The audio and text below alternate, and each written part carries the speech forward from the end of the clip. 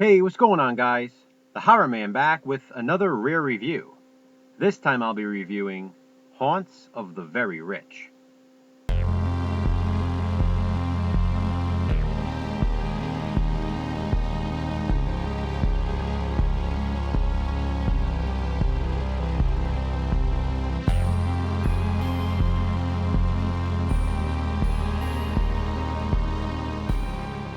Haunts of the Very Rich is a very obscure and very rare 1972 made-for-TV horror film with an all-star 70s cast. It stars Lloyd Bridges, Donna Mills, Ed Asner, and Cloris Leachman. And, by the way, I've never really thought about it, but I've never known of anyone else named Cloris. It also stars Robert Reed, who, of course, is Mike Brady in The Brady Bunch. In this, he plays a reverend, and I have to say, he was really good. Haunts of the Very Rich is about a group of people vacationing at a luxury resort in a mysterious location. The group includes a young newlywed couple on their honeymoon, a businessman, the Reverend, played by Robert Reed, a wife and mother who is vacationing alone without her family. Lloyd Bridges' character is a man on the brink of divorce, and Cloris Leachman plays a woman to whom he is very attracted, and the feelings are mutual. When they arrive at the resort, they are greeted by a man named Seacrest, their host for the duration of their stay. At first, the guests are astounded by the extravagant accommodations. That is, all but Ed Asner's character, the businessman who just happened to get on the wrong plane. He is supposed to be at a business meeting in Dallas, but ended up in a tropical paradise. Although, as time passes, the group realizes it may not be a paradise at all. They are hit hard by a tropical storm, which knocks out the power. The telephone lines are down, and the food source soon becomes low. Even the water becomes contaminated, as the fish are struck by lightning. They are low on fuel and low on hope, as the situation continues to worsen.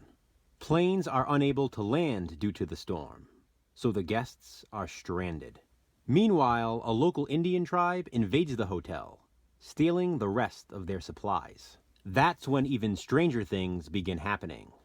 A woman working at the resort suddenly dies after eating what is thought to be tainted food. Now the guests are even afraid to eat the canned food, fearing for their own lives. When one of the guests is found with her wrist slit, the rest of the group begins wondering why they were brought to the resort in the first place. They soon learn that each of them faced a near-death experience before going on the trip. Once again, all except for the businessman. He claims he was never in an accident, and he's never been sick. With their paranoia escalating, many from the group believe they may already be dead. But are they really dead? Or is there something else going on?